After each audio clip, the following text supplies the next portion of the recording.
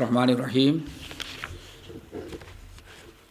الحمدللہ رب العالمین والصلاة والسلام علی سید الاولین والآخرین وعلی آلہ واصحابہ اجمعین ومن تبعہم بإحسان الی یوم الدین اما بعد۔ محترم حضرات، دینی بھائیوں بہنوں، کل بات آ کے رکی تھی وصول نمبر 17 پر بات ہوئی تھی، آج انشاءاللہ 18۔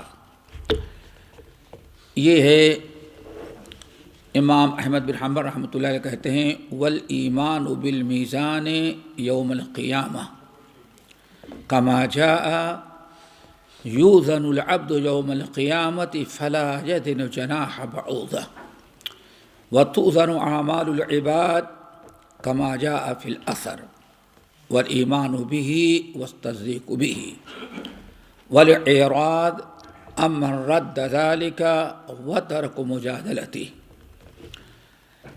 18 نمبر کا مسئلہ جو ہے وہ یہ ہے کہ ہر کلمہ گو کے لیے ضروری ہے کہ اس بات پر ایمان رکھے کہ قیامت کے دن انسان کے اعمال وزن کیے جائیں گے، ترازو ہوگا جس کے 2 پلڑے ہوں گے، ایک پر انسان کی نیکی رکھی جائے گی اور دوسرے پر برائی۔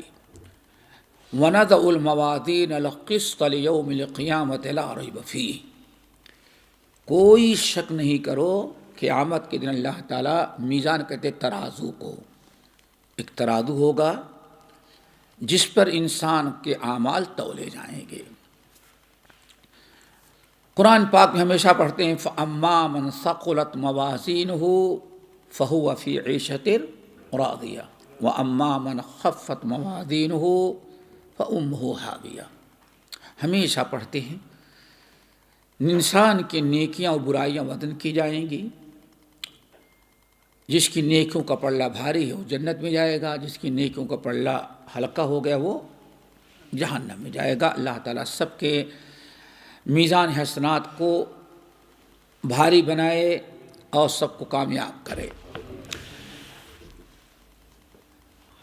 اہل الرائے، فلسفی، منطقی، معتزلہ، ان حضرات نے میزان کا انکار کیا ہے کہ نہیں، میزان نہیں ہوگا۔ جو اللہ نے تفصیل بیان کی کہ 2 پلڑے ہوں گے اور وزن کیا جائے گا، اس چیز کا انہوں نے انکار کیا، اور اس کا تعلق عقیدے سے ہے، جو قرآن نے بیان کیا ہے، حدیث میں ہے۔ تو اس لیے امام احمد بن حنبل رحمۃ اللہ علیہ اہل بدعہ کی تردید میں ایک اسلامی اصول بیان کر رہے ہیں کہ نہیں، ہر کلمہ گو کے لیے ضروری ہے کہ اس بات پر یقین رکھے کہ ہمارے اعمال تولے جائیں گے۔ اب اس کی 3 شکلیں ہوں گی دوستوں۔ نمبر 1، خود آدمی کا وزن کرے گا، آدمی، یعنی اس کے اعمال کو اس کے اوپر رکھ دیا گیا اور آدمی کا وزن کیا جائے گا،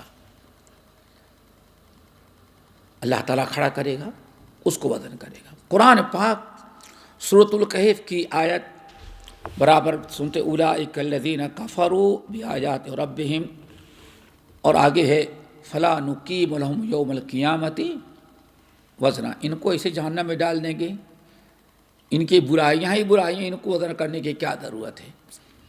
آپ لوگوں نے حدیث سنی ہوگی کہ عبداللہ بن مسعود رضی اللہ تعالیٰ عنہ کی، جیسے ہمارے ہاں پولیو کی بیماری آتی ہے، بچپنے میں ان کی ایک ٹانگ خراب ہو گئی تھی، بڑی داغ پتلی سی ٹانگ تھی ان کی۔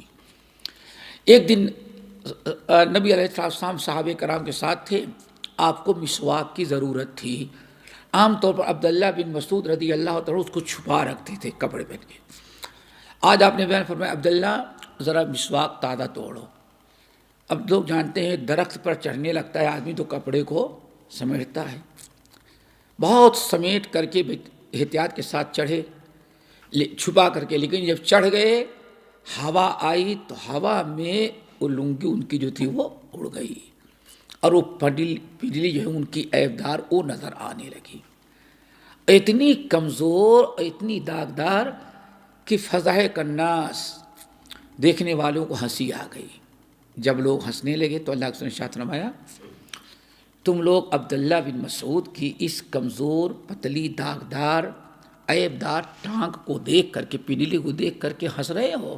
تمہیں معلوم ہے اللہ کی قسم یہ عبداللہ بن مسعود کی ایک ٹانگ جو عیب دار تم کو ہلکی نظر آ رہی ہے، ایمان اور عمل صالح، دین اور تقوی سے ایسی بھری ہوئی ہے کہ قیامت کے دن اللہ تعالیٰ احد پہاڑ کو ایک پلڑے میں رکھے، اور ان کی ایک ٹانگ ایک پلڑے میں، تو ان کی ایک ٹانگ احد پہاڑ پر بھاری پڑ جائے گی۔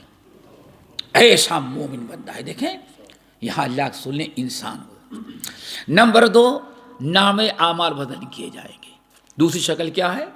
نام اعمال۔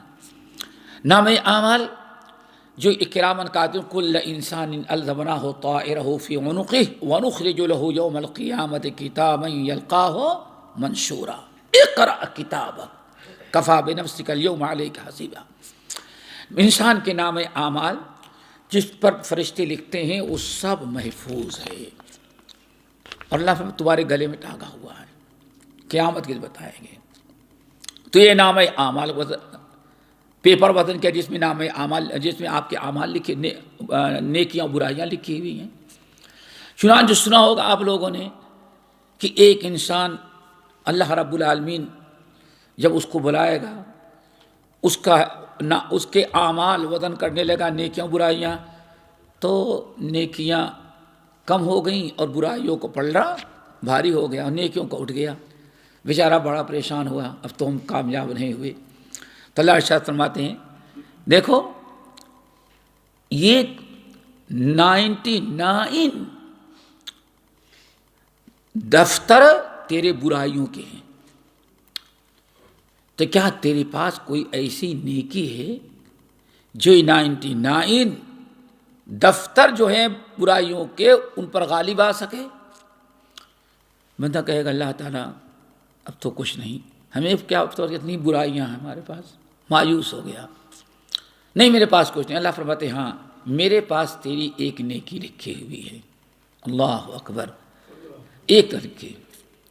اللہ رسول فرماتے ہیں بندہ کہے گا وہ کیا ہے؟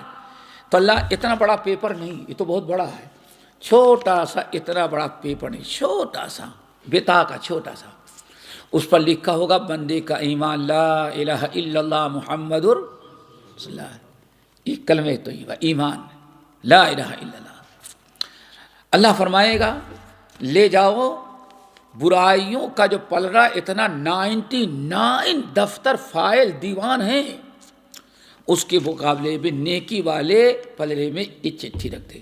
کہتا اللہ تعالیٰ کیا کروں گا لے کر کے؟ ما هذه البطاقة ما هذه البطاقة ما هذه السجلات۔ اللہ کیا کریں گے؟ یہ 99 دفتر کے مقابلے چھوٹی سی چٹھی کیا کام آئے گی؟ کیا کروں گا لے کر کے؟ اللہ فرماتے جا رکھ اس کو، جاؤ تو یہاں سے۔ نبی صلی اللہ علیہ وسلم فرماتے ہیں اللہ تعالیٰ جب کہے گا جاؤ، وہ بیچارہ ڈرتا ہوا صحیح سوچے کیا فائدہ ہے، کم سے کم ہونا چاہیے 2-4 میٹر کی، کتنی بڑی چٹھی۔ اللہ فرمائیں گے لے جا، وہ جا کے نیکیوں کو پلڑے میں رکھے، فتاشت، تو نیکیوں کا پلڑا وہ چھوٹی چٹھی بھاری ہو جائے گا، اور 99 دفتر جو ہے اٹھ جائے گا اور کامیاب ہو جائے گا۔ دیکھیں یہ اللہ تعالیٰ وزن کر رہا ہے، ہماری عقل میں نہیں آتی کہ وزن اعمال کیسے وزن نہیں۔ ابھی پوچھا جائے ہم لوگوں نے، اچھا میں نے تو 4 رکعت پڑھی، آپ نے 4 رکعت پہلے، 4 رکعت فرض، 2 رکعت بعد میں سنت، 10 رکعت آپ نے پڑھی، یا کم سے کم 8۔ تو آپ سوچتے ہیں کہ 8 رکعت جو میں نے نماز پڑھی ان کا وزن کیسے ہوگا؟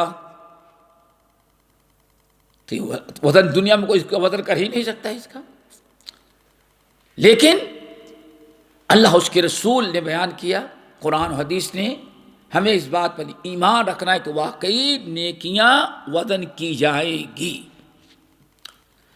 تیسری شکل دوستو یہ ہے اللہ تعالیٰ نیکیوں کو کوئی جسمانی شکل دے دے اور خود نیکیاں وزن کیے جائیں۔ انسان نمبر 2 کیا وہ نام اعمال، اور نمبر 3 یہ نیک اعمال جو آپ کے نماز روزے یہ وزن کیے جائیں۔ تین شکلیں ہیں وزن کرنے کی حدیث میں، اور تین ہو سکتا ہے کسی کا معاملہ ایسا ہو اللہ تعالیٰ کی مرضی کیسے لے۔ اس کی دلیل کیا ہے؟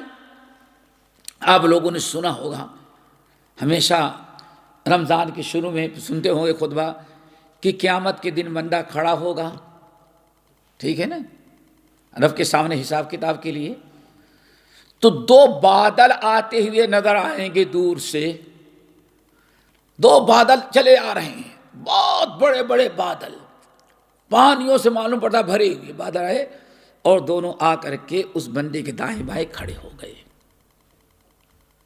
وہ بادل کون ہیں؟ ایک ہے، اللہ نے ارشاد فرمایا کیا، ایک ہے قرآن اور دوسرا ہے صیام، کیا، روزہ۔ دیکھیں بادلوں کے مانند انسان کا قرآن، اور بعض روایتوں میں کیا ہے، اقرأ الظہراوین، سنتے ہوں گے رمضان میں، فیقول القرآن، قرآن کہے گا یا رب انی منعتہ، یا اللہ انی منعتہ عن النوم، یہ بندہ میں قرآن جو پڑھا کرتا تھا زندگی میں تلاوت کیا، میں نے رات میں اس کو نیند اور آرام سے روک رکھا تھا۔ اور روزہ کیا کہے گا، یا رب انا الصیام انی منعتہ عن الطعام والشہوات بالنہار، میں روزہ ہوں اور دن میں کھانے پینے سے کو روک رکھا تھا۔ دیکھیں دونوں بات بھی کر رہے ہیں، اور جسمانی شکل میں ان اللہ علی کل شیء قدیر۔ تو اس طرح سے یاد رکھیں، دو تیسری شکل کہ اللہ تعالیٰ نام اعمال کو خود وزن کرے، نیکیوں کا وزن کرے، برائیوں کے تمہارے کتنے کنٹل کتنی کے، اللہ بہتر جانتا ہے۔ کیسے کرے گا؟ ہم اپنے عقل سے سمجھیں گے تو پیچھے پڑھ چکے قرآن و حدیث میں جو آ گیا آمنا و صدقنا، اور تمہاری عقل میں نہ آئے تو تصدیق کرو، اس کا انکار نہیں کرو، اور یہ کہو اللہ عالم بمرادی، اللہ بہتر جانتا ہے کہ کیسے ہوگا، بس اللہ کی ذات پر۔ لیکن جب عقل پرست ہو گئے تو کیا مطلب، کوئی سپر مارکیٹ ہے جو تول کر کے دے گا انسان، نیکیاں ایسے اللہ مارکیٹ لگائے گا، انکار کرے گا، مذاق اڑائے گا۔ لو مسلمانوں کو تو عقیدہ ہے ان کا کہ وہاں ایک ترازو ہوگا، سامان کی طرح جیسے بنیا تولتا ہے دکان والا، وہ تول کر کے دیکھا، یہ سب عقل مندی نہیں ہے، یہ انسان کو تباہ و برباد اور عقیدے کی خرابی ہے۔ دوستو ہمارا عقیدہ کیا ہونا چاہیے، آمنا و صدق، اللہ اس کے رسول نے بیان کیا، گرچہ ہماری عقل وہاں تک سمجھ نہیں پا رہی ہے، لیکن ہماری عقل کا قصور ہوگا، اللہ اس کے رسول کا فرمان 100% اچھا ہوگا۔ اللہ تعالیٰ ایمان رکھنے کی توفیق نصیب فرمائے۔ 19 بڑی پیاری بات، دعا کرو اللہ تعالیٰ سب کو نصیب فرمائے۔ وَأَنَّ اللَّهَ تَعَالَى يُكَلِّمُ الْعِبَادَ يَوْمَ الْقِيَامَةِ لَيْسَ بَيْنَهُ وَبَيْنَهُ ترجمان، اس بات پر ایمان ہونا کہ قیامت کے دن اللہ تعالیٰ بات کرے گا بندوں سے، اور کیسے، اللہ اکبر، بہت ساری چیزیں۔ ایک تو آپ دیکھیں سورۃ المومنون کی آیت، جہنمی جب جلیں گے جہنم میں، کیا ربنا رب العالمین ذرا نکال لے، ہم نے بہت غلطی کی، بہت کچھ کی، چلائیں تو اللہ کیا فرمائے، اخسؤوا فیہا ولا تکلمون، اسی میں ذلیل ہوتے رہو، دوبارہ بات ہم سے نہیں کرنا۔ دیکھیں اخسؤوا فیہا، اللہ تعالیٰ پر ذلیل ہوتے رہو، تو اللہ تعالیٰ بات کرے گی قیامت کی۔ اور حدیث کے اندر کیا آیا، اللہ اکبر، لیس بینہ وبینہ ترجمان، اللہ تعالیٰ کے سامنے ہر بندہ اکیلا کھڑا ہوگا، اور چاہے پنجابی بولنے والا ہو، سندھی بولنے والا ہو، ہندی بولنے والا ہو، عربی یا اردو کچھ بھی ہو، زبان کا مسئلہ نہیں ہے، وہاں ترجمان نہیں ہوگا، لیس بینہ وبینہ ترجمان، اللہ اور بندے کے درمیان کوئی ترجمانی کرنے والا نہیں ہوگا، ہر بندہ اللہ تعالیٰ کی بات سمجھے گا، اور اللہ تعالیٰ اس سے سوال کریں گے، ثم لتسألن یومئذ عن النعیم، اللہ تعالیٰ پوچھے گا تم سے اپنی نعمتوں کے بارے میں۔ حدیث سنی ہوگی کہ اللہ سبحانہ وتعالی لا تزول قدم عبد حتی یسأل عن خمس، جب تک بندہ قیامت کے دن اللہ تعالیٰ کے 5 سوالوں کا جواب نہ دے دے، بندہ اپنی جگہ سے سرک نہیں سکتا۔ زندگی کے بارے میں، زندگی کہاں تم نے صرف کی، جوانی کہاں تم نے صرف کیا، مال تم نے کہاں سے کمایا، کہاں خرچ کیا، جو تم نے سیکھا تھا اس پر عمل کتنا کیا۔ اللہ تعالیٰ ڈائریکٹ بات کر رہا ہے۔ اب کیسے بات کرے گا؟ اب لوگ جب کیسے کی بات آئی تو بات کرنے کے لیے منہ چاہیے، منہ میں زبان چاہیے، زبان کے چاروں طرف دانت ہونا چاہیے، ہونٹ ہونا چاہیے۔ کسی کے دانت گر جائے تو دیکھے حروف نہیں ادا ہوتا۔ اب اگر اللہ تعالیٰ کی اس بات کو ایسے دنیاوی اعتبار سے سوچنے لگے گا تو سوچتا ہی جائے گا، کبھی اس سے مثبت جواب نہیں ملے گا، شیطان اس کو کھینچتا جائے گا۔ لیکن اگر کہیں بھائی ٹھیک ہے بات کریں گے، اللہ تعالیٰ کیسے کرے گا؟ جب قیامت کے دن اٹھیں گے بات کریں گے تو دیکھ لیں گے۔ ابھی ہمیں ایمان اور یقین ہے کہ قرآن نے کہہ دیا اللہ تعالیٰ بات کرے گا، لا يتکلمون الا من اذن له الرحمن وقال صوابا۔ کوئی بات نہیں کر سکتا جب تک کہ اللہ تعالیٰ اجازت نہیں دے۔ تو اللہ تعالیٰ کے سامنے بات ہوگی۔ اللہ اکبر، صحیح مسلم کو حدیث وغیرہ ذرا غور کرو، ثلاثۃ لا یکلمہم اللہ یوم القیامہ، قیامت کے دن اللہ تعالیٰ راضی ہو کر کے خوشی کے ساتھ بات کر لے، یہ انسان کے لیے بہت ہی بڑی عزت اور بڑا اونچا مقام و مرتبہ ہے۔ اللہ تعالیٰ اچھوں سے بھی بات کرے گا اور بروں سے بھی بات کرے گا۔ ثلاثۃ لا یکلمہم اللہ یوم القیامہ، تین قسم کے بدبخت ایسے ہیں جن سے اللہ تعالیٰ قیامت کے دن بات بھی نہیں کرے گا، یعنی باقی لوگوں سے بات کرے گا۔ تین قسم کے ایسے ہیں جن سے اللہ بات نہیں کرے گا۔ وہ کون ہے تین قسم کے لوگ؟ المنان، احسان کر کے احسان جتلانے والا، المسبل ازار، ٹخنے کے نیچے اپنی ازار لٹکا کر چلنے والا، نمبر 3 والمنفق صنعتہ بالحلف الکاذب، جھوٹی قسم کھا کر کے اپنا مال بیچنے والا، عذاب دے رہا ہے، تم سے بات نہیں کرے۔ اخشوا فیہا ولا تکلمون۔ تو ہمارا اس بات پر ایمان اور یقین ہو کہ قیامت کے دن اللہ تعالیٰ بندوں سے بات کرے گا۔ پھر ایک نبی ہے، ان کا لقب ہی کلیم اللہ ہے۔ کون ہے؟ موسیٰ۔ کیوں اللہ ان کو کلیم اللہ کہا جاتا ہے؟ ایک ہی نبی ہے جن کو کلیم اللہ کہا جاتا ہے۔ کیوں؟ وَكَلَّمَ اللَّهُ مُوسَىٰ تَكْلِيمًا، اللہ تعالیٰ نے ڈائریکٹ بغیر کسی فرشتے کے واسطے کے ڈائریکٹ اللہ نے موسیٰ سے، یا موسیٰ انی انا ربک فاخلع علیک انک بالوادی المقدس طویٰ۔ تو دیکھو کلیم الدنیا، یعنی قیامت سے پہلے بھی اللہ نے بات کرنی چاہیے تو کس سے بات کیا؟ پھر یا زکریا انا نبشرک بغلام اسمہ یحییٰ لم نجعل لہ من قبل سمیٰ۔ اللہ فرماتے ہیں یا زکریا، حضرت زکریا دعا مانگ رہے ہیں، اللہ بیٹا دے دے، بیٹا دے دے، بیٹا دے دے، بہت مانگ رہے تھے۔ ایک دن نماز پڑھ رہے تھے محراب میں، نماز کی حالت میں آنا، یا زکریا، زکریا انا نبشرک بغلام، ہم تمہیں بیٹا کی بشارت دے رہے ہیں، اور اس کا نام بھی میں نے پہلے سے متعین کیا، اس کا نام یحییٰ۔ وہ دیکھیں اللہ تعالیٰ دنیا ہی بات کر رہا ہے۔ اب معاملہ یہ ہے، عقل سے سوچیں گے، بات کرنے کے لیے کیا چاہیے؟ منہ چاہیے، زبان، تو اس کا مطلب اللہ جیسے ہوگا۔ اب اسی چیز میں الجھ کر کے نعوذ باللہ لوگوں نے کہا اللہ بات نہیں کرتا۔ بات کیا کرتا ہے؟ ہمارے بر صغیر میں جو عقیدے کی کتاب پڑھائی جاتی تھی، عقائد شرح عقائد نصفیہ، درس نظامیہ میں تھی، ہم نے جو عقیدہ پڑھا تھا، اللہ بات نہیں کرتا ہے۔ جنت میں ایک درخت ہے، جب اللہ تعالیٰ کچھ کہنا چاہتا ہے تو درخت ہوا بھیجتا ہے، ہر درخت کے پتے جب ٹکراتے ہیں جو آواز نکلتی ہے اس کو کلام اللہ کہتے ہیں۔ نعوذ باللہ من ذالک۔ یہ اتنا گندا عقیدہ ہم نے ہمارے بر صغیر میں پڑھایا جاتا رہا درس نظامیہ کے اندر۔ کتاب کا نام ہے شرح عقائد نصفیہ۔ تو دوستو سوچنے کی چیز ہے، کریدنے کی چیز نہیں ہے۔ ہمارا معاملہ کیا ہے؟ سمعنا واطعنا۔ اب کیسے بات کرے گا؟ لیس کمثلہ شیء، ہم کچھ نہیں بتا سکتے۔ کیوں؟ بہرحال اللہ کی ہر چیز نرالی ہوتی ہے، پتہ نہیں کیسے بات کرے گا، کیفیت ہمیں معلوم نہیں، اتنا معلوم ہے کہ بات اللہ کرتا ہے۔ اللہ اکبر۔ اللہ تعالی ہم سب کو یقین رکھے تو نصیب فرمائے۔ نمبر 20 دوستو، 20 نمبر کا وصول وہ کیا ہے؟ اس بات پر یقین رکھا جائے کہ اللہ تعالیٰ اپنے نبی کو حوض کوثر عطا کریں گے. اللہ تعالیٰ سب کو نصیب کرے.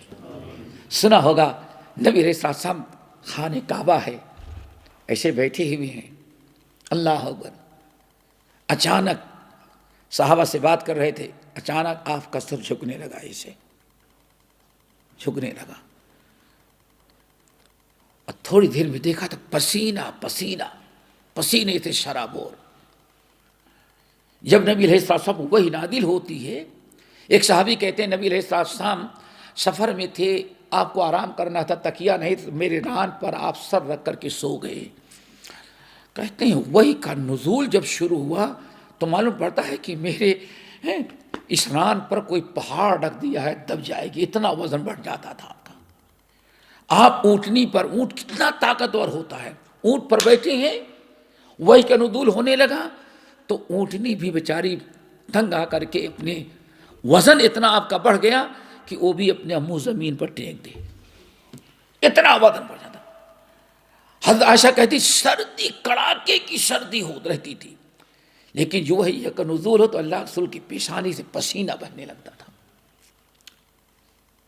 انا سنلقی علیک قولا ثقیلا، بہت مشکل چیز تھی. اچانک سر جھکائے اور پسینہ پسینہ شرابور.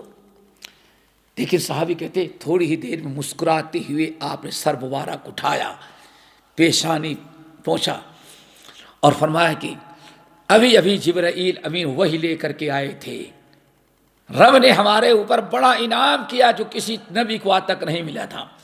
پھر آپ نے تلاوت کی بسم اللہ الرحمن الرحیم انا اعطیناک الکوثر فصل لربک وانحر ان شانئک هو الابتر. نازل ہوا. اللہ تعالیٰ نے فرمایا اے نبی ہم نے آپ کو حوض کوثر دیا ہے، اور حوض کوثر سینکڑوں میل، یعنی یوں سمجھیں ایک انسان تیز رفتار سواری سے اس کنارے سے یہاں سے دوسرے کنارے جتنا لمبا سفر طے کرتا ہے اتنا لمبا اور چوڑا وہ حوض ہے، حوض ہے. اور اللہ کے رسول نے ارشاد فرمایا اس کی جو دیواریں بنی ہیں اللہ اکبر موتیوں سے، اور جو مٹی نظر آ رہی ہے اس کو اسے اٹھا لے تو کائنات میں کسی مشک عنبر کے اندر وہ خوشبو نہیں. اور آپ نے ارشاد فرمایا اکثر من عدد نجوم السماء، رات کی اندھیری رات میں آسمان کے ستاروں کے جتنے تم کو نظر اس سے بھی زیادہ اللہ تعالیٰ نے وہاں پیالے رکھے ہیں چاندی اور سونے کے، جو قیامت کے دن بھر بھر کے جس سے لوگ پانی پیئیں گے. حوض کوثر ہے، اور جس نے حوض کوثر پی لیا اس کو پیاس نہیں لگے گی. دیکھیں قرآن بھی ہے اور حدیث دونوں میں تذکرہ کس کا؟ حوض کوثر کا. اور قیامت کے دن نبی علیہ السلام کھڑے ہوں گے اور اپنے دست مبارک سے بھر بھر کر کے لوگوں کو پلاتے ہوں گے. دعا کرو اللہ تعالیٰ سب کو یہ نصیب کر دے. کتنی خوشی کی چیز ہوگی کہ جب اللہ کے رسول اپنے امتیوں کو اپنے دست مبارک سے کوثر بھرے پیالے میں اور کہیں پی لو تو یہ بہت بڑا اللہ کا انعام ہے. لیکن ایک قسم کے امتی ہیں جن کو حوض کوثر نہیں نصیب ہوگا. وہ کون ہیں؟ بخاری، مسلم، سنن، موطا امام مالک احمد کی روایت الا لا یضادن، لوگوں ذرا بچو. کچھ لوگ ایسے ہوں گے قیامت کے دن حشر کے میدان میں ہمارے پاس آئیں گے، حوض کوثر پر آنا چاہیں گے تاکہ پئیں، لیکن کچھ فرشتے کھڑے ہوں گے ان کو مار مار کر کے بھگاتے ہوں گے. کیسے؟ جیسے دیہات میں کبھی ہوں گے، جانتے ہیں آدمی اپنے جانور کو پانی رکھتا ہے پینے کے لیے تو دوسرے کے جانور پیاسے دوڑ کے آتے ہیں پینے کے لیے، تو پانی والا مالک کیا کرتا ہے؟ دوسرے کے جانور کو مار مار کر کے بھگاتا ہے، اپنے جانور کا پانی پینے نہیں دیتا. آپ نے فرمایا جیسے وہ انسان جانور کو مار مار کے بھگاتا ہے کہ میرے جانور کا پانی پی نہ سکے، ایسے ہی حوض کوثر پر آئیں گے، لیکن فرشتے مار مار کر کے ان کو بھگاتے رہیں گے، لیکن میں اپنی پہچان لوں گا کہ میرے امتی ہیں۔ فرشتے جس کو مار مار کے بھئی ہمارے امتی ہیں، کیوں؟ پیشانی پر گٹھا ہوگا، سمجھ گئے نا، پیشانی نماز پڑھنے کے آثار ہوں گے، وضو کے یہ دونوں ہاتھ دونوں پیر چہرے جو وضو میں دھلے جاتے چمکتے ہوں گے، اللہ رسول پہچان لے گے کہ ہمارا امتی ہے، لیکن فرشتے نہیں آنے دے رہے ہیں۔ جب نبی علیہ السلام دیکھیں کہ میرے امتیوں کو فرشتے روک رہے ہیں، اب بڑے زور سے پکاریں گے، اصحابی اصحابی ہلمو ہلمو ہلمو الیہ ہلمو الیہ، فرشتے آ جاؤ، امتیوں آ جاؤ آ جاؤ۔ جب فرشتے روکیں گے تو اللہ فرمائے گے چھوڑ دو، ہٹو فرشتوں، اصحابی میرے ماننے والے لوگ ہیں۔ فرشتے کہیں گے ہاں ہے تو آپ کے ماننے والے، لیکن اللہ کا حکم ہے یہ حوض کوثر پر آپ کے قریب نہیں جا سکتے۔ اللہ رسول فرمائے کیوں نہیں آ سکتے؟ تو کہیں گے فرشتے انک لا تدری ما احدثوا بعدک، آپ کو پتا نہیں کہ آپ کے دنیا سے آ جانے کے بعد انہوں نے کیسی کیسی بدعتیں ایجاد کر رکھی تھی، عقیدے میں، عمل میں، اسلام میں جس نے بدعت ایجاد کیا، کتنے بھی صدقہ خیرات کر سکے لیکن قیامت کے حوض کوثر کے قریب وہ نہیں آ سکتا۔ اللہ تعالی ہم سب کو محفوظ رکھے۔ تو دوستو اسی لیے ہمیں حوض کوثر پر بھی ایمان رکھنا ضروری ہے۔ اللہ رسول نے اس کی صفات بیان کی ہیں، لمبائی چوڑائی بیان کی ہیں، اس کی پانی کی صفات بیان کی ہے، سب ضروری ہے، وضاحت کر دی ہے۔ ہمارا کام ہے ایمان رکھنا اور اس بات پر یقین رکھنا کہ قیامت کے دن اللہ تعالیٰ نے آپ کو جو حوض کوثر دیا ہے آپ کے دست مبارک سے تمام امتیوں کو ملے گا، بشرطے کی شرک و بدعت سے بچنے والا ہو۔ اگر بدعتی ہے تو اللہ تعالیٰ کے ہاں وہ محروم کر دیا جائے گا۔ نمبر 21 عقیدہ بڑا اہم ہے دوستو، عذاب قبر۔ کیا ہے عذاب قبر؟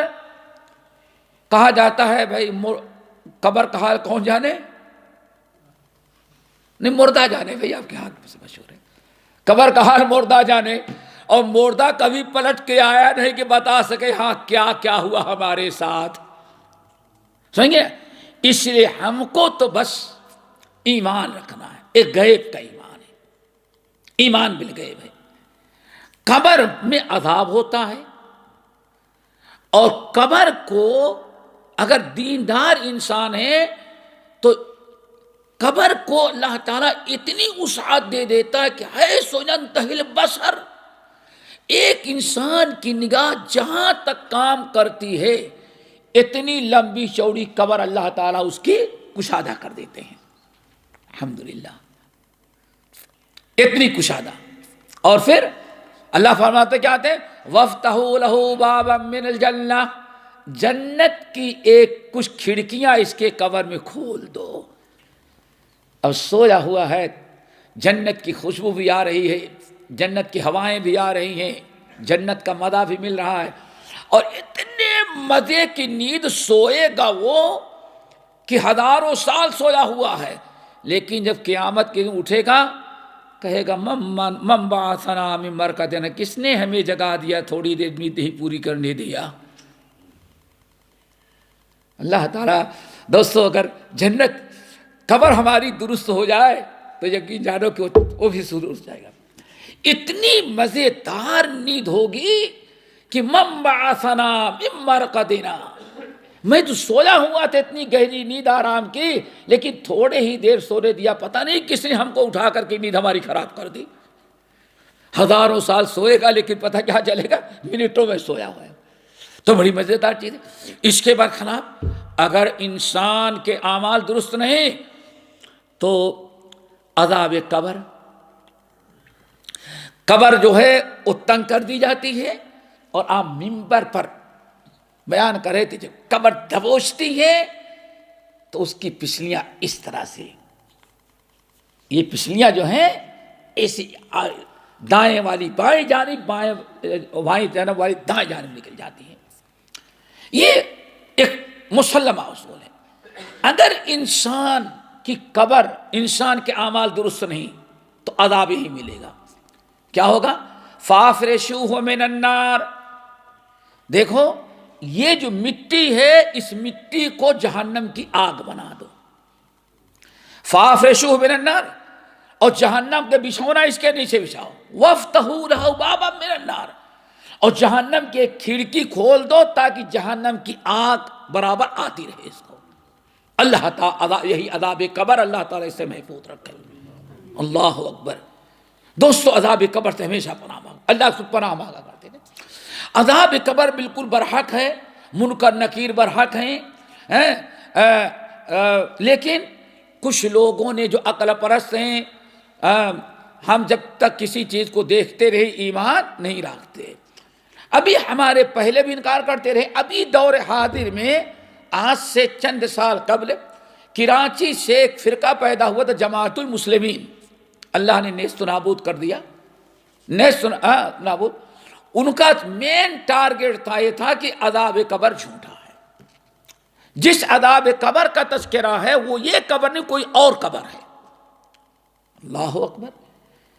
تو پہلے بھی عذاب قبر انکار کرتے تھے، اور صرف عقل کیا، جیسے شاید آپ لوگ نہ دیکھے ہوں، بڑے خوش نصیب ہے، یہاں تو میں بتا سکتا، پاکستان میں بھی ہوگا، انڈیا کے بعد شہر ایسے ہیں جو بڑے، جہاں جگہ کی کمی ہے تو ایک قبر میں مردہ صرف 3 مہینے تک رہتا ہے، 3 مہینے کے بعد دوسرے مردے کو اسی میں دفنایا جاتا ہے، جیسے بامبے وغیرہ ہے، تو وہاں جگہ کی کمی، آبادی زیادہ۔ تو ابھی کرونا میں تو بہت ایسا ہوا، کتنے قبرستان فل ہو گئے، تو اسی ایک میں کئی۔ تو اب کہتے ہیں دیکھو ہم نے قبر کو کھودا لیکن نہ مردہ نظر آیا، نہ کوئی عذاب نظر آیا، نہ منکر نکیر نظر آئے، نہ کوئی گرمی نظر آئی، کوئی مٹی نظر آئی۔ کہتے یہ ہمارا مشاہدہ تجربہ ہے کہ عذاب قبر اگر ہوتا تو کچھ نہ کچھ اسے آثار ملتے۔ اپنی عقل اور اپنا تجربہ کیا تو ایک تو یہ ہے کہ جب اللہ اس کے رسول نے وعدے کر دیا کہ عذاب قبر ہوتا ہے، اللہ رسول نے ارشاد میں عذاب قبر ہوتا ہے لیکن تم کو دکھایا نہیں جا سکتا، کیوں؟ اتنا خطرناک عذاب ہے اور مردہ اتنا چیختا چلاتا ہے، اگر تمہیں دکھا دیا جائے تو کوئی انسان اپنے مردے کو قبر میں دفنانے کے لیے تیار نہیں ہوگا۔ ان اللہ تعالی حکیم ہے، ہر چیز میں حکمت رکھی ہے۔ ایک تو یہ، کچھ لوگ کہتے ہیں قرآن میں تذکرہ نہیں ہے، قرآن میں تذکرہ نہیں ہے۔ بھائی کیوں نہیں قرآن میں تذکرہ ہے؟ کیا خیال ہے، کہیں ہے تذکرہ؟ نمبر 1، النار یوردون علیہا غدوا وعشیا، ان کے اوپر جہنم کا عذاب صبح شام پیش، ادخلوا آل فرعون اشد العذاب، اور کہا جائے گا اب یہ فرعونیوں کو نکالو اور اب اصلی جہنم میں ڈال دو۔ دیکھو اللہ فرما رہے ہیں فرعون اور اس کی قوم کو روزانہ جلایا جا رہا ہے، جہنم میں جلایا جا رہا ہے، آگ میں جلایا جا رہا ہے، اور قیامت کے دن اصلی جہنم میں داخل کیا جائے گا۔ یہی عذاب قبر ہو رہا ہے۔ حالانکہ فرعون کی لاش پڑھیے، کچھ آپ کو نظر نہیں آ رہا ہے، اس کا مطلب قرآن کہہ رہا ہے کہ ہاں فرعون کو عذاب ہو رہا ہے، عذاب قبر ہو رہا ہے، گرچہ فرعون آپ کو نظر، اس کا عذاب آپ کو نظر نہیں آ رہا ہے۔ ایک تو یہ۔ نمبر 2 میرے بھائیوں، الہاکم التکاثر، آگے کیا ہے؟ آگے پڑھو نا، کلا سوف تعلمون ثم کلا، الہاکم التکاثر حتی زرتم المقابر، کلا سوف تعلمون ثم کلا سوف تعلمون۔ تم لوگ دنیا کے اندر اتنے پھنسے رہے، ایک دوسرے سے آگے بڑھنے کا چکر، یہاں تک مر گئے، کہاں تک پہنچا دیا کہ تم کو قبرستان تک۔ کلا سوف تعلمون ثم کلا سوف تعلمون، اب قبر میں آئے، اب تم کو پتہ چلے گا۔ کیا پتہ چلے گا؟ ہمارے بڑے بھائی بیٹھے ہیں، ان کا بیٹا مسجد میں آئے، دیکھیں کسی کے پاکٹ میں ہاتھ ڈال رہا ہے، اپنی عزت بچاتے ہیں یہاں تو آنکھ دکھا کر کے اس کو ڈانٹ دیتے ہیں، پھر کہتے ہیں اچھا گھر چلو تب بتائیں گے تم کو کیا کریں گے. یعنی ابھی یہاں مارے گے، کیوں مار رہا ہے، کیوں مار رہے بیٹے کو؟ اگر کہہ دے چوری کر رہا تھا، فلاں کا پاکٹ مار رہا تو بدنامی ہوگی. اس لیے بدنامی سے بچنے کے لیے بچے کو یہاں کہتے چلو گھر تب پتہ چلے گا. کیا مطلب ہے؟ مہمانی کریں گے، گھر چلو تب پتہ چل. جیسے گھر میں داخل ہو اب پٹائی شروع کر دی. اللہ فرما رہے ہیں بڑے عذاب قبر کا انکار کر رہے تھے. الہاکم التکاثر حتی زرتم المقابر کلا سوف تعلمون. اب آئے مر کر کے قبر سے، اب تمہیں پتہ چلے گا. کیا پتہ چلے گا؟ آئی بات سمجھ؟ ہے عذاب قبر کی نہیں؟ اب تمہیں پتہ چلے گا جو دنیا میں تو نے برائیاں کی تھی. تو عذاب قبر دوستو برحق ہے، ہمیں اس پر ایمان رکھنا، یقین رکھنا اس بات کی ضروری ہے. نبی صلی اللہ علیہ وسلم نے ارشاد فرمایا ان هذه الامه تفتن فی قبورها. میری امت کا عذاب میری امت کو عذاب کہاں دیا جائے گا؟ قبر کے اندر. پھر میرے بھائی نبی صلی اللہ علیہ وسلم نے عذاب قبر سے پناہ مانگی ہے. جب عذاب قبر ہے نہیں تو پناہ کو مانگا کرتے تھے آپ؟ یہ سارے دلائل ہیں کہ مرنے کے بعد قبر کے اندر عذاب ہوتا ہے. اللہ کے رسول نے ارشاد فرمایا حفرۃ من حفر النار اور روضۃ من ریاض الجنہ. یہ جہنم جو قبر جو ہے یا تو جنت کی ایک کیاری ہے یا جہنم کا ایک ٹکڑا ہے. عذاب قبر سے پناہ مانگتے تھے. عثمان بن عفان جس کے بارے میں کل سنا صحابہ کرام کا معاملہ ہے، دین ان سے سیکھے. حضرت عثمان بن عفان کے بارے میں آتا ہے جب قبر کی زیارت کرنے کے لیے جاتے، زیارت کرتے تو اتنا روتے تھے کہ داڑھی تر ہو جاتی تھی. جنت و جہنم کا تذکرہ ہو تو اتنا نہیں روتے، لیکن عذاب قبر کا تذکرہ ہو تو فوراً جہنم سے زیادہ ان کو عذاب قبر کی فکر تھی. اتنا روتے تھے عثمان بن عفان کی داڑھی تر ہو جاتی.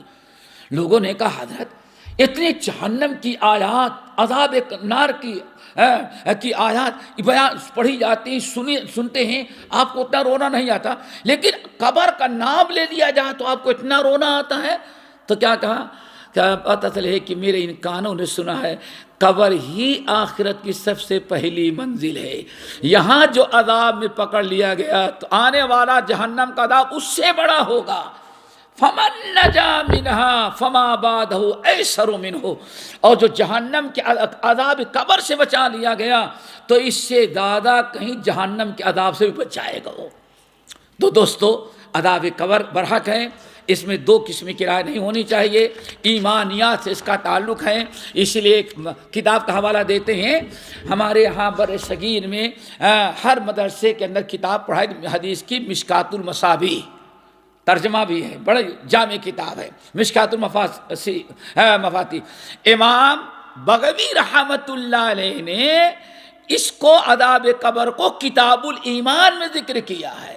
اس بات کی طرف اشارہ کرنا کہ جیسے فرشتوں کو ہم نہیں دیکھتے ایمان رکھتے ہیں، جنت کو ہم نہیں، جنت و جہنم کو نہیں دیکھا ایمان رکھتے ہیں، ایسے قبر کے عذاب کو ہم نہیں دیکھتے لیکن ایمان رکھتے ہیں. گویا کہ عذاب قبر کا تعلق ایمان بالغیب سے ہے. اور میرے بھائیو غیب پر ایمان رکھنا ہی نجات کا ذریعہ ہے. الف لام میم ذالک الکتاب لا ریب فیہ ھدی للذین یؤمنون بالغیب. غیب پر ایمان رکھنا سب سے پہلا عمل ہے. ھدی للمتقین الذین یؤمنون. متقین کا، نجات پانے والوں کا سب سے پہلی علامت قرآن نے کیا بیان کیا ہے؟ صفت یؤمنون بالغیب، وہ غیب پر ایمان رکھتے ہیں. تو اس کا تعلق دوستو غیب سے ہے اور ہمیں اس پہ عقل نہیں لڑانی چاہیے. ایمان بالغیب وہی ہے جس کو ہم نے نہ دیکھا ہے، بس سنا ہے، دیکھا نہیں ہے. باقی انشاءاللہ ثم لترونها عین الیقین، ثم ہے نا، اپنی آنکھوں سے دیکھ لیا جائے، دیکھ لیں گے انشاءاللہ. نمبر 22 بڑا اہم مسئلہ، شفاعت. نبی صلی اللہ علیہ وسلم کی شفاعت پر ایمان رکھنا. قیامت کے دن حشر کے میدان میں نبی صلی اللہ علیہ وسلم کو اللہ تعالیٰ شفاعت کبریٰ عطا کرے گا. اس پر ہم سب کا ایمان ہونا چاہیے. شفاعت اللہ تعالیٰ کو نبی کو دے گا اور نیک لوگوں کو دے گا, مومنوں کو دے گا, لیکن سب کے مراتب الگ ہوں گے. عام طور پر شفاعت کا مطلب یہاں شفاعت کبریٰ ہے. شفاعت کبریٰ کیا ہے؟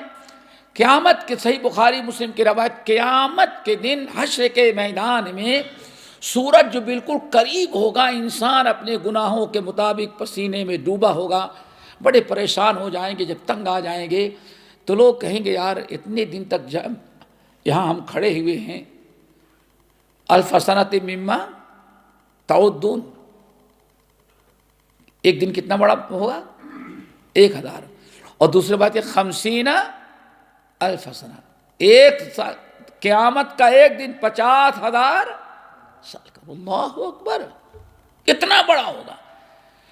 تو کہیں گے بہت تنگ آ گئے, کوئی سفارش کر دیتا تو نجات مل جاتی.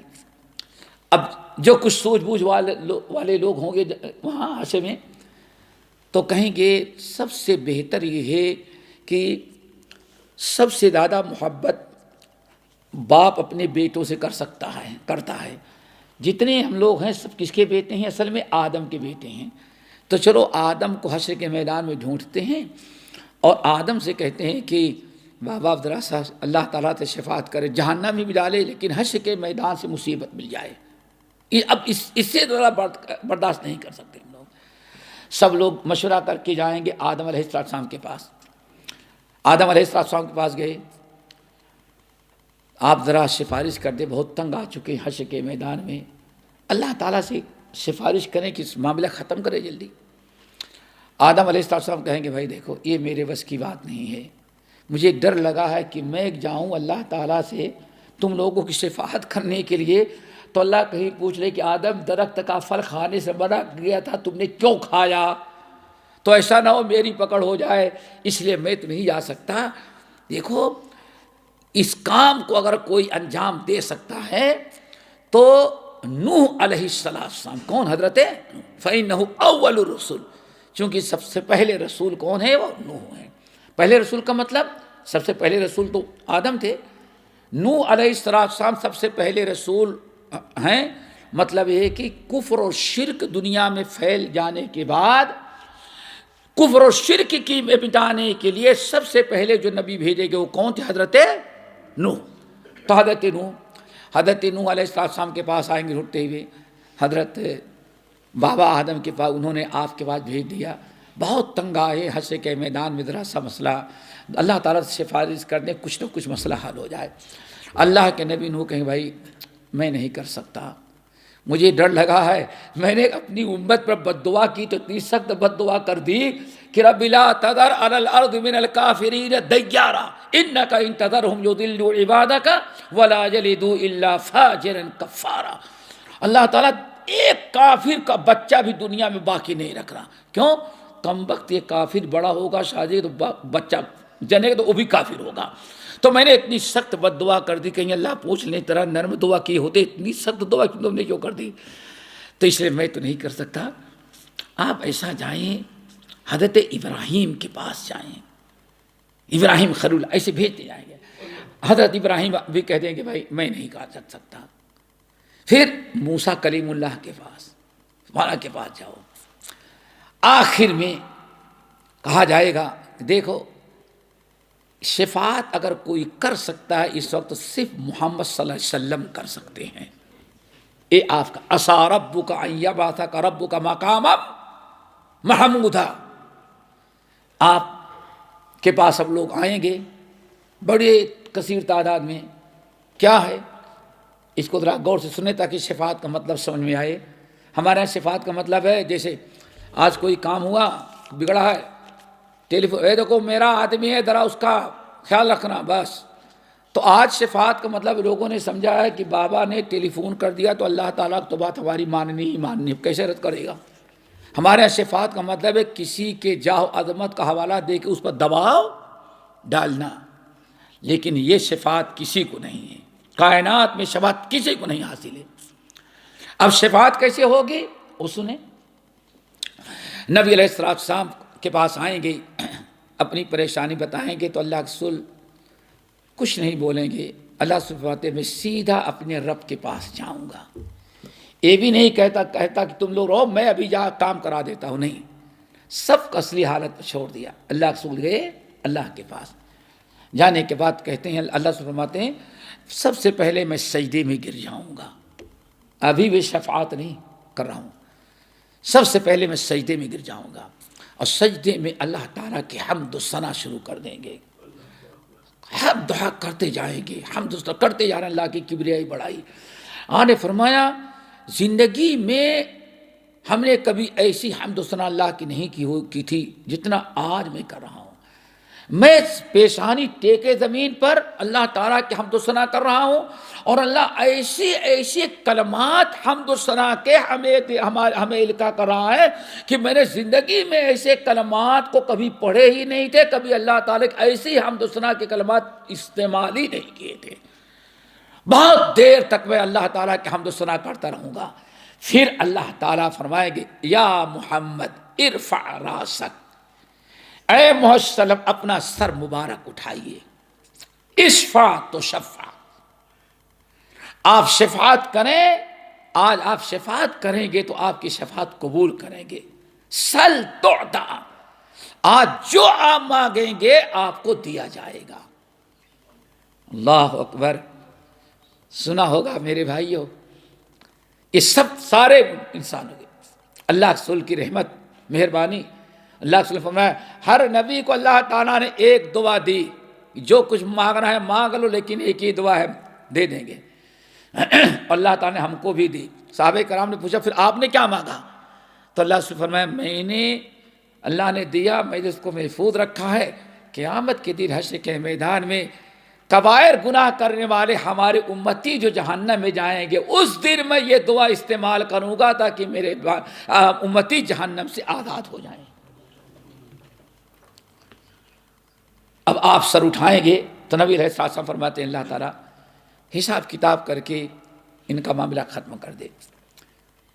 پھر اللہ تعالیٰ حساب، دیکھیں یہاں آپ کو اس کو شفاعت بالاذن، کیا ہے شفاعت بالاذن، ہی یاد رکھیے گا۔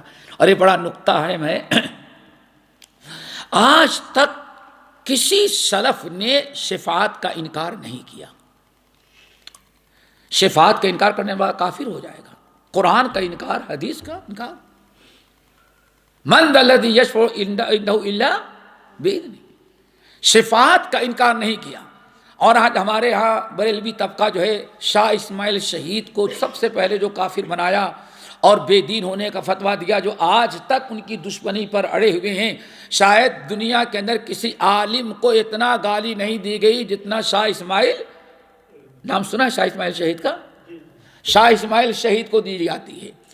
اور آج تک کسی کتاب کے جواب میں اتنی کتابیں نہیں لکھی گئی جتنا تقیۃ الایمان کے رد میں کتابیں لکھی۔ کہتے ہیں ہمارے بریلی بھائی، کہتے ہیں ہمارے آقا اعلیٰ حضرت نے 200 کتابیں لکھی تقیۃ الایمان کے رد میں۔ کتنی؟ اب اندازہ لگائیں، ایک انسان 200 کتابیں لکھی، لیکن ساری 200 کتابیں ہوا منصورہ ہو گئی، تقویۃ الایمان اپنی جگہ پر قائم ہے۔ جاء الحق وزهق الباطل ان الباطل کان زہوقا، سب مٹ گئی اور تقویۃ الایمان باقی ہے۔ پہلے تو ایک زبان میں تھی، اب ہندی میں ہے، عربی میں ہے، انگلش میں ہے، اب دنیا کے ہر زبان میں تقویۃ الایمان کر دی گئی۔ تو معاملہ کیا ہے؟ شفاعت کا انکار نہیں، ہم کہتے ہیں شفاعت بالاذن ہوگی، اور شفاعت بغیر اذن کی ثابت نہیں ہے۔ نہیں سمجھ میں آیا؟ یعنی اللہ کے رسول شفاعت کریں گے، لیکن کب؟ اللہ کی اجازت مل جانے کے بعد۔ من ذا الذی یشفع عندہ الا باذنہ وکم من ملک فی السماوات، یہی آیت شیخ، لا تغنی شفاعتہم الا من بعد ان یأذن اللہ لمن یشاء ویرضی۔ کون ہے, کس کی ہمت ہے جو اللہ تعالیٰ کے سامنے کہ اللہ یہ میرا بابا ہے, میرا مرید ہے, اس کو جانے دیں. جیسے کہا جاتا ہے, سنا ہوگا آپ لوگوں نے, او بیٹا طارق, منکر نکیر آئے تو ڈٹ کے مقابلہ کرنا, تو اندر ہے, میں تیرا باپ باہر کھڑا ہوں. سنا باقی ویڈیو دیکھی تھے نا, تو اندر اور میں باہر جم کر کے, ارے مرو گے تب پتا چلے گا کتنا پاور تمہارے اندر ہے. وہ نہیں ہے کہ آپ اللہ کے رسول رو رو کے کیسے بناؤ اور کہو کہ اللہ کے رسول آئے تھے, سارے پاکستانیوں سے ناراض ہیں, میں جا رہے تھے, میں نے واپس منگایا, اور پی آئی ایک ٹکٹ اللہ کے رسول معراج بغیر ٹکٹ کے جائیں, پاکستان سے مدینہ جانا اور پی آئی ایک ٹکٹ کی ضرورت ہے آپ کو. یہ سب جھوٹے کذاب ہیں, لعنت اللہ علی الکاذبین. شفاعت بالاذن ہے دوستو, جب بھی شفاعت ہوگی اجازت کے بعد, اور اللہ اجازت دیں گے, اللہ اجازت نبی کو دیں گے, انبیاء کو دیں گے, صلحاء کو دیں گے, لیکن جب اللہ تعالیٰ جس کو چاہیں گے اس کو دیں گے. من ذا الذی یشفع عنده الا باذنہ.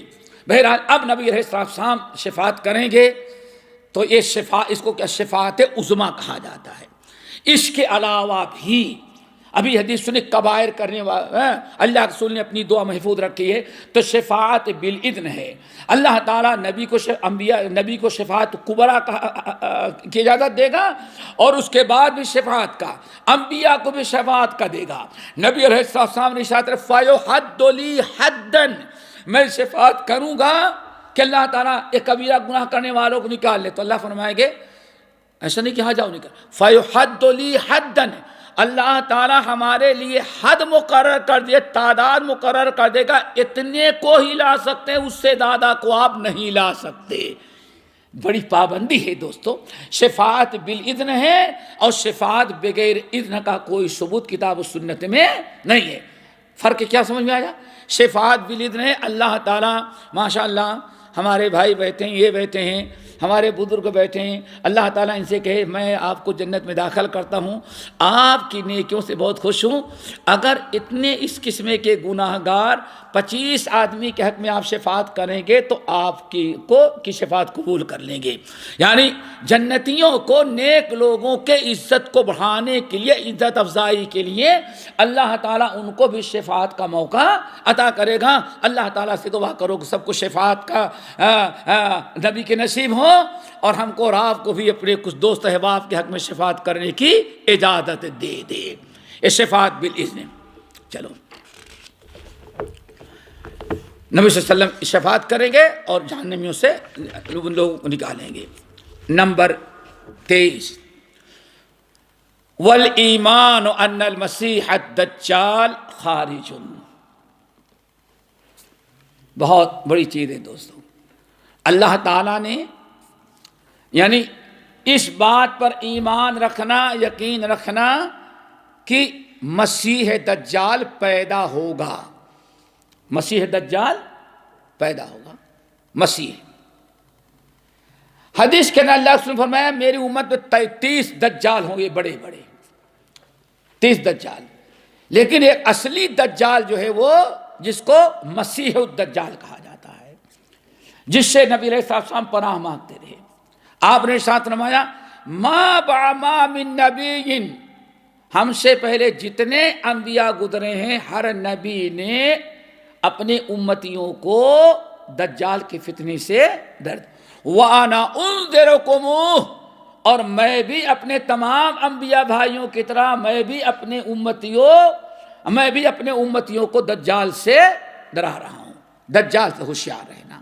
دجال کا آنا احادیث متواترہ ہے, بہت مشائخ نے اس پر PhD کی, تمام حدیث کو اکٹھا کیا, اور نبی علیہ السلام نے دجال سے پناہ مانگنے کے لیے وہ من فتنۃ المسیح دجال برابر پناہ مانگتے رہے. اور نبی صلی اللہ علیہ وسلم نے ارشاد فرمایا سلام پھیرنے کے پہلے چند چیزیں ہیں ان سے پناہ مانگ لیا کرو. ان میں کیا ہے؟ من فتنۃ مسیح دجال کے شر سے محفوظ رکھنا. ایک تو دعا مانگنا ہے، دوسرے اللہ کے رسول نے ارشاد فرمایا جو انسان سورۃ الکہف کی ابتدائی 10 آیات کو یاد کر لیتا ہے دجال کے فتنے سے وہ محفوظ رہے گا. دجال اپنے آپ کو کہے گا میں خدا ہوں، بارش کو حکم دے گا، بارش برسے گی، آگ بہت ساری چیزیں دکھلائے گا، آدمی کو قتل کرے گا، 2 ٹکڑے کہے گا جڑ جاؤ، سب فتنہ ہوگا، آدمی جڑ جائے گا. یہ بہت سارے فتنے ہوں گے دجال کے. اسی لیے اللہ تعالیٰ کے رسول صلی اللہ علیہ وسلم فتنے دجال سے بہت زیادہ پناہ مانگتے رہے. اور میں نے کہا حدیث متواتر ہے، لیکن کچھ لوگوں نے دجال کے فتنے دجال کو بھی مشکوک قرار دیا.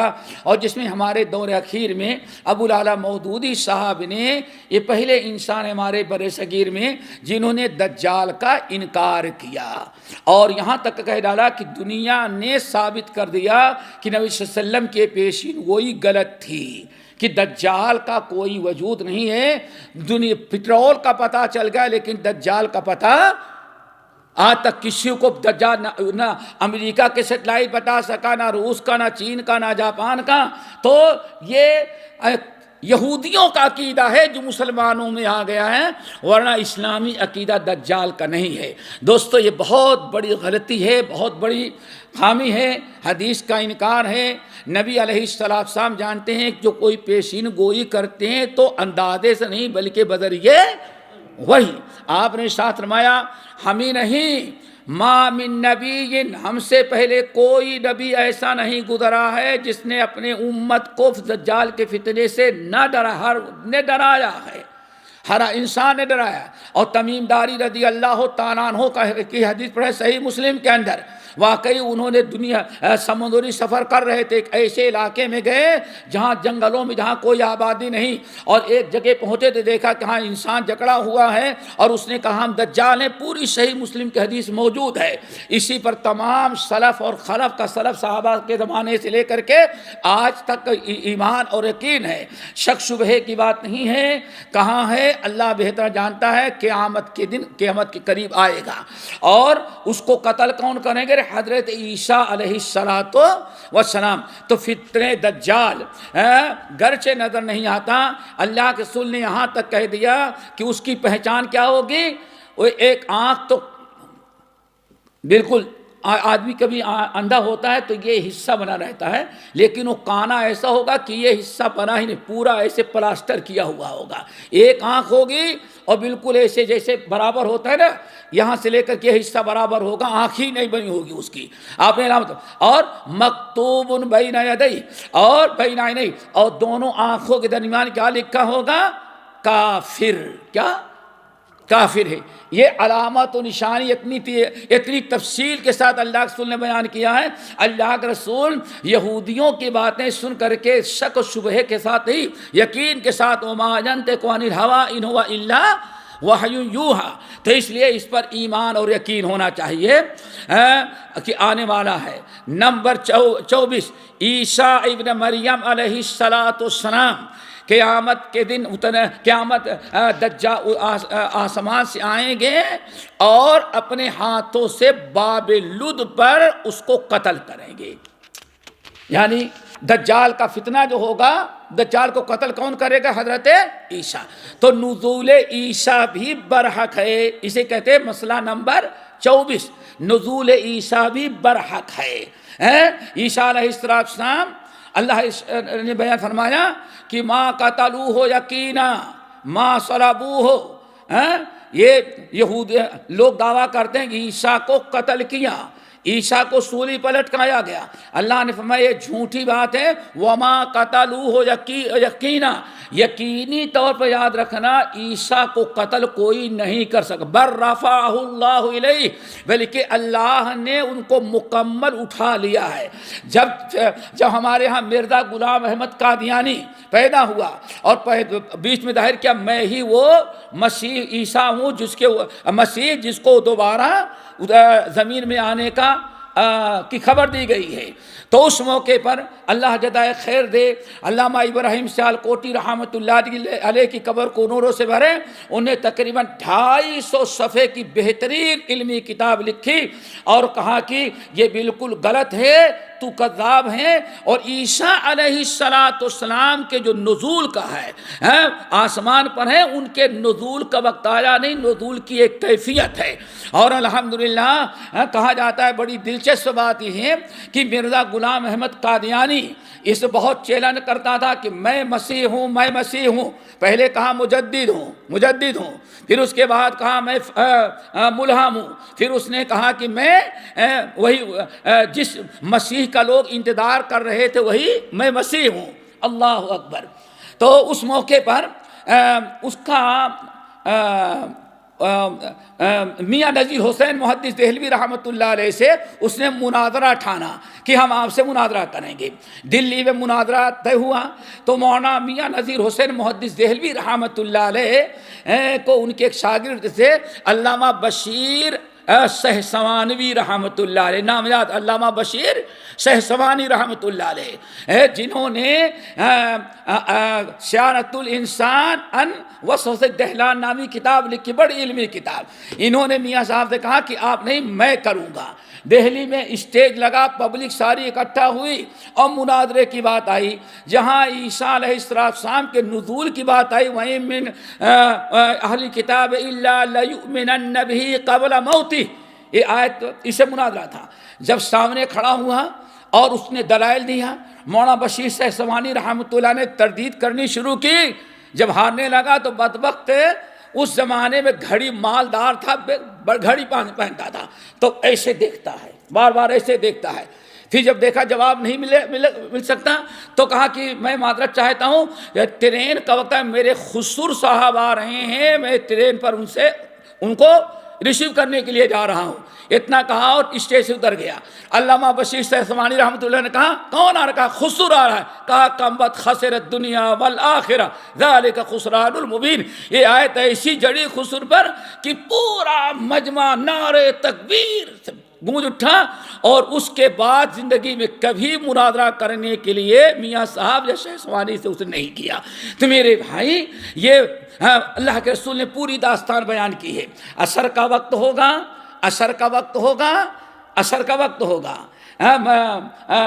جامع دمشق کے اندر اذان ہو چکی ہوگی، جماعت کا انتظار کرتے ہوں گے، اور جب اقامت کی باری آئے گی اور صف لگ جائے گی تو اچانک لوگوں کی نگاہ پڑے گی. دیکھیں اس منارے مشرقی، جو مشرق کی طرف منارہ ہے، اس منارے پر حضرت عیسیٰ علیہ السلام بیٹھے ہوئے ہیں.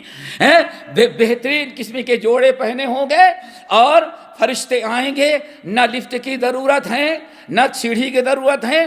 دو فرشتے ہوں گے، دونوں کے کندھوں پر ہاتھ رکھ کر کے، اور اڑاتے ہوئے فرشتے لے کر کے آئیں گے، صف میں کھڑے کر دیں گے. یہاں سے اعلان ہوگا کہ حضرت عیسیٰ نازل ہو چکے ہیں. اب پڑھانے کی باری آئی تو کہیں گے کہ بھائی آپ نماز پڑھائیں. آپ نے کہا نہیں، اس امت ہی کا ایک آدمی نماز پڑھائے گا اور اس کا نام محمد ابن عبداللہ ہوگا. ماں کا نام کیا ہوگا؟ آمنہ ہوگا. یہ ہوں گے جن کو کہا امام مہدی. اب دجال کو ختم کرنے کے لیے دونوں آ گئے، نزول مسیح اور ظہور امام مہدی. تو ان کا نام محمد بن عبداللہ ہوگا. تو حضرت عیسیٰ کہیں گے میں نہیں کروں، امامت کروں، اس امت ہی کا کوئی آدمی امامت کرے گا. تو لوگ انہی کو آگے کر دیں گے جن کا نام محمد بن عبداللہ ہوگا.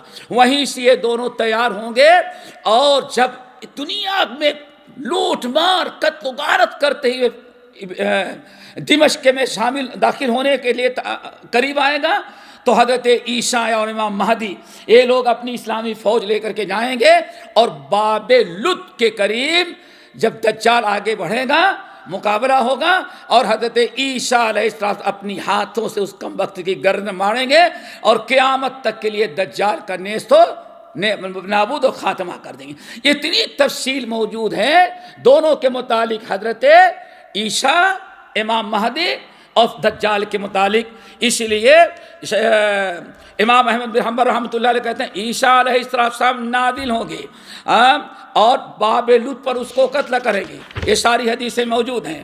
اور نبی صلی اللہ علیہ وسلم قرآن نے کیا بیان فرمایا؟ وَإِنَّ مِنْ أَهْلِ الْكِتَابِ إِلَّا لَيُؤْمِنُنَّ بِهِ قَبْلَ مَوْتِهِ. دنیا کا کوئی اہل کتاب ایسا نہیں ہے جو عیسیٰ علیہ السلام کے موت کے پہلے ایمان نہ لالے، تصدیق نہ کر دے۔ چلو نمبر 25، بڑا اہم مسئلہ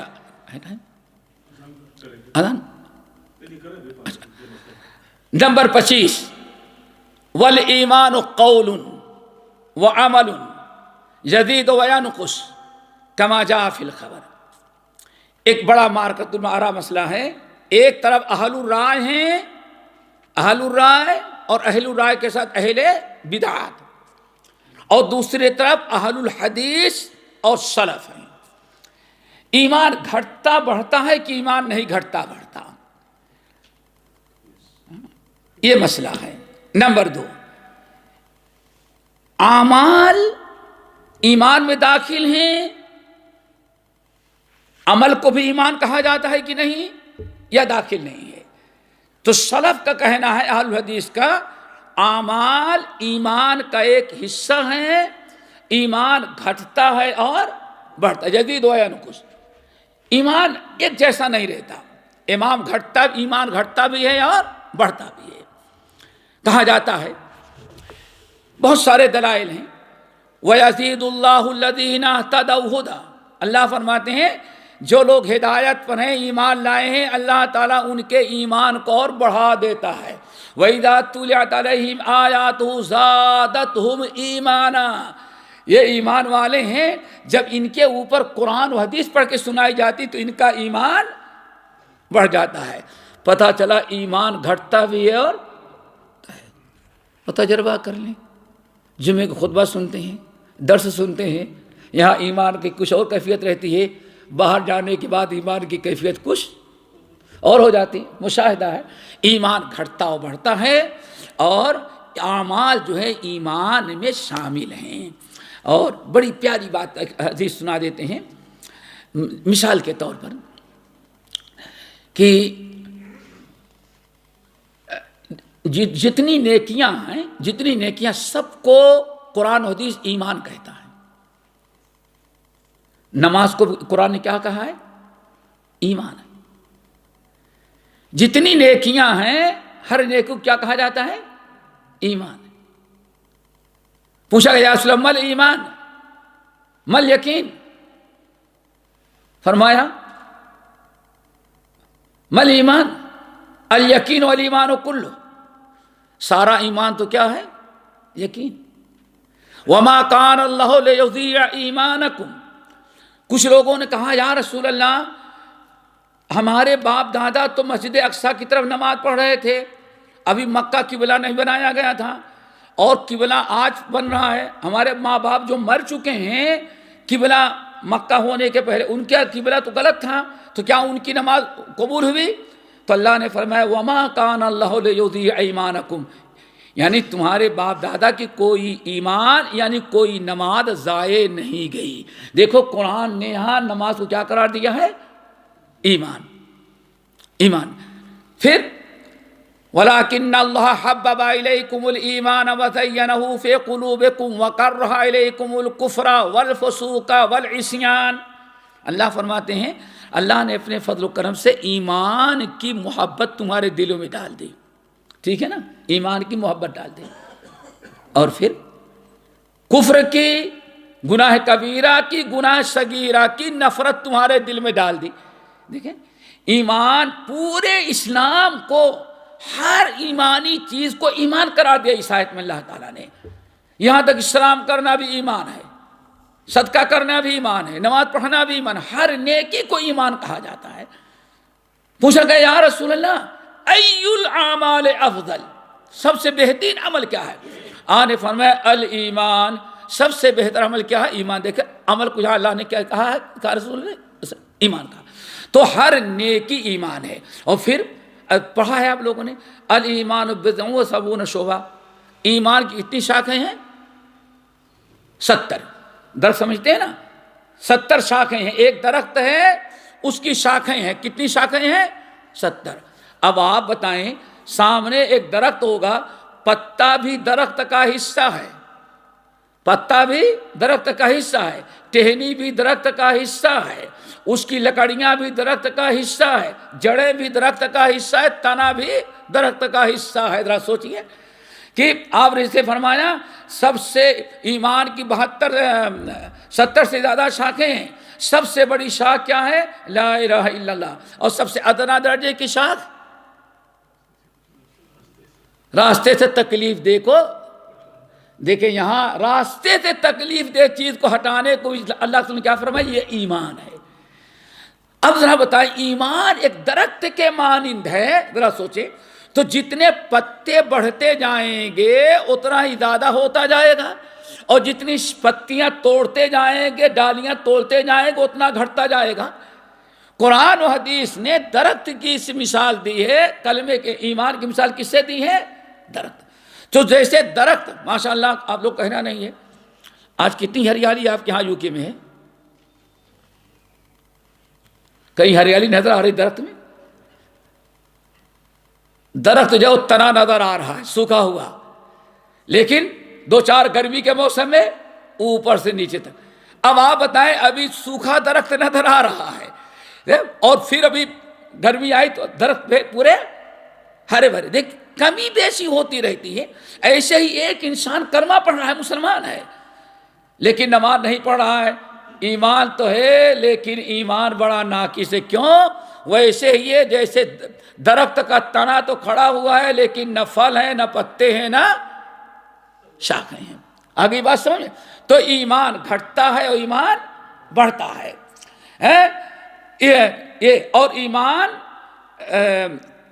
قول کا، عمل کا، بلکہ اس میں 3 چیزوں کے مجموعے کا نام کیا ہے؟ ایمان۔ یہ آخری چیز 3 چیزوں کا، صرف کلمہ پڑھ لینے کا نام ایمان نہیں، 3 چیزوں کے مجموعے کا نام کیا؟ ایمان۔